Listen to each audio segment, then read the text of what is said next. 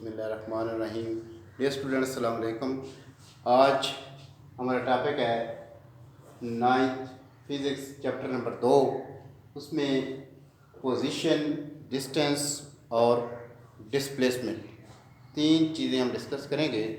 Position क्या है, displacement क्या है और डिस्टेंस क्या है, इनमें क्या क्या डिफर है। पोजीशन किसे कहते हैं, डिस्टेंस किसे कहते हैं, डिस्प्लेसमेंट किसे कहते हैं। ये वो टर्म्स हैं जो इस चैप्टर में बार बार यूज़ होंगे। अगर ये हमें नहीं इल्म होगा तो हम इस चैप्टर को क्लियर नहीं कर सकते। इसलिए आज के लेक्चर में हम पोजीशन के बारे में, डिस्टेंस के बारे में और डिस्प्लेसमेंट के बारे में जिक्र करेंगे।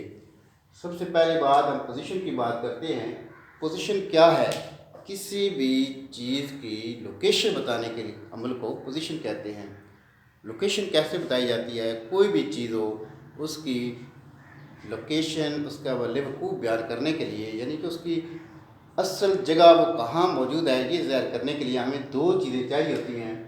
एक कोई ख़ास मकाम चाहिए जिसे हर कोई जानता हो, और दूसरा हमें उसकी मिक़दार चाहिए, फासला चाहिए, ठीक है, लंबाई चाहिए। कोई भी चीज़ उसके लिए फासला या लंबाई आपको चाहिए होगी। और दूसरी बात, ख़ास मकाम जिसे हम रेफरेंस पॉइंट कहते हैं। रेफरेंस पॉइंट जिसका हम हवाला दे सकते हैं। मसलन अगर आप किसी का घर है उसको बयान करना चाहते हैं, उसकी पोजीशन बताना चाहते हैं, या अपने घर की पोजीशन बताना चाहते हैं। आपका घर मस्जिद के पास है, मस्जिद का नाम लिखा जाएगा, उससे हम फासला लेंगे, ठीक है। कितना फासला है? 10 या 100 मीटर कर देते हैं। 100 मीटर किधर? जनूब की तरफ, ठीक है। अब देखें, मस्जिद एक हमारा ख़ास मकाम है।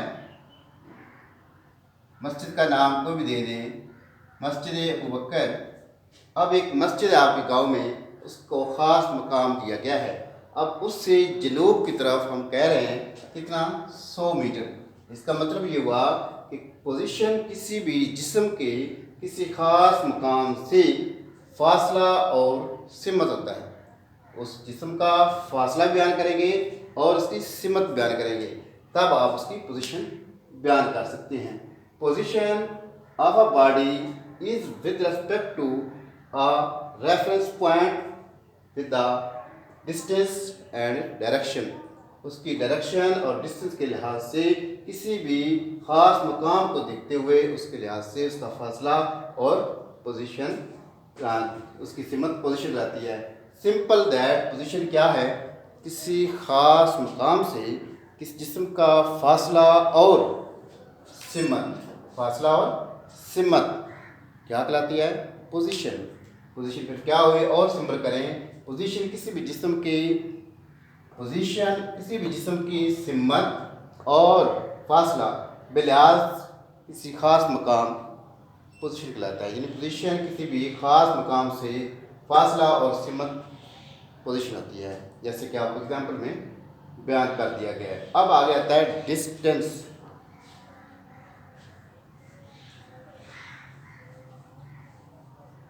डिस्टेंस को उर्दू में फासला भी कह सकते हैं। फासला, डिस्टेंस क्या चीज़ है कि मसलन आप एक मकाम ए से चलते हैं, बी की तरफ जाते हैं, बी से सी की तरफ आते हैं, सी से डी की तरफ आते हैं, और हम पूछते हैं आपसे कि ए से डी तक कितना फासला है, ए से डी तक। अब हम जब फासले की बात करेंगे तो ये नोट करेंगे लंबाई, फिर बी से सी नोट करेंगे, फिर सी से डी नोट करेंगे। फ़र्ज़ किया ए बी जो है 10 मीटर है, बी सी 10 मीटर है और सी डी भी 10 मीटर है। तो ए से डी तक का जो फासला है, जिसे हम डिस्टेंस भी कह रहे हैं, वो क्या होगा? 30 जमा 10 जमा 10 बराबर 30 मीटर।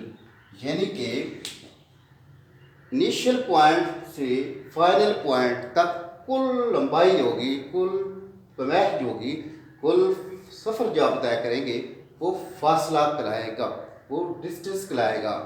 डिस्टेंस क्या है? Total length from initial point two final point, that's called distance. Distance एक स्केलर प्रॉपर्टी है, स्केलर मिकदार है। डिस्टेंस के लिए किसी सिमत की ज़रूरत नहीं होती। याद रखें, कोई भी गाड़ी उसका स्पीडोमीटर डिस्टेंस को ही एक्सप्रेस कर सकता है, डिस्प्लेसमेंट को एक्सप्रेस नहीं कर सकता। अब आगे चलते हैं हम डिस्प्लेसमेंट की तरफ। डिस्प्लेसमेंट क्या है? किसी भी जिस्म का ए पॉइंट है, इससे बी की तरफ जाते हैं, बी से सी की तरफ आते हैं, सी से डी की तरफ, ए से डी तक डायरेक्ट जो फासला है उससे हम डिस्प्लेसमेंट कहेंगे। इसे हम डी से ज़ाहिर करेंगे, यानी कि shortest distance from initial point two final point. इब्तदाई मुकाम से लेकर आखिरी मुकाम तक कम से कम जो फासला होगा उसे हम डिस्प्लेसमेंट कहेंगे।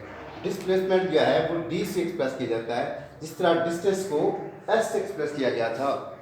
डिस्टेंस स्केलर मिकदार है और ये वेक्टर मिकदार है, ठीक है। इसके लिए डायरेक्शन की जरूरत होती है, उसके लिए डायरेक्शन की जरूरत नहीं होती, सिम्बल की जरूरत नहीं होती। जबकि डिस्टेंस और डिस्प्लेसमेंट की दोनों का यूनिट मीटर ही होता है। इसका यूनिट भी मीटर है और इसका यूनिट भी मीटर है और एम से ज़ाहिर करते हैं। डिफरेंस फिर क्या हुआ है इसमें? डिस्टेंस और डिस्प्लेसमेंट। डिस्टेंस को हम क्या कहते हैं? ये स्केलर है और ये वेक्टर है,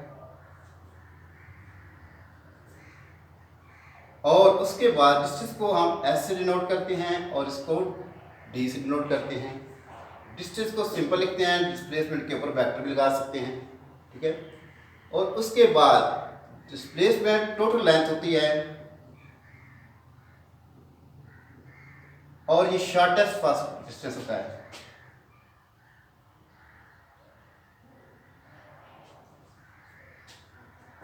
डिस्टेंस और डिस्प्लेसमेंट, डिस्टेंस स्केलर है और ये डिस्प्लेसमेंट वेक्टर है।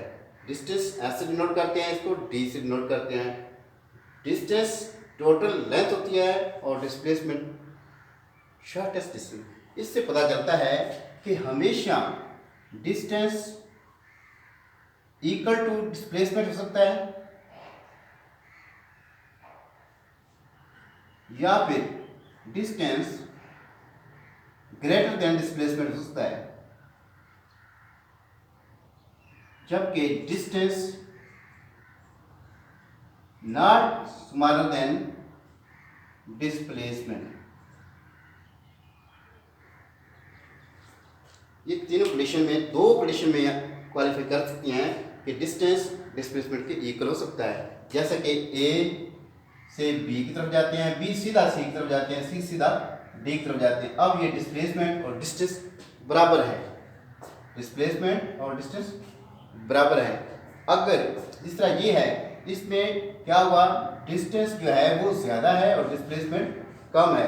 और तीसरी कंडीशन हो ही नहीं सकती कि उसका डिस्टेंस कम हो और डिस्प्लेसमेंट ज़्यादा हो। ऐसा नहीं होता, क्योंकि डिस्प्लेसमेंट की डेफिनेशन से क्लियर है कि शॉर्टेस्ट डिस्टेंस होता है, उसे हम डिस्प्लेसमेंट कहते हैं। पोजीशन दोबारा, किसी भी जिस्म के किसी ख़ास मुकाम से फासला और सिमत पोजीशन कहलाती है।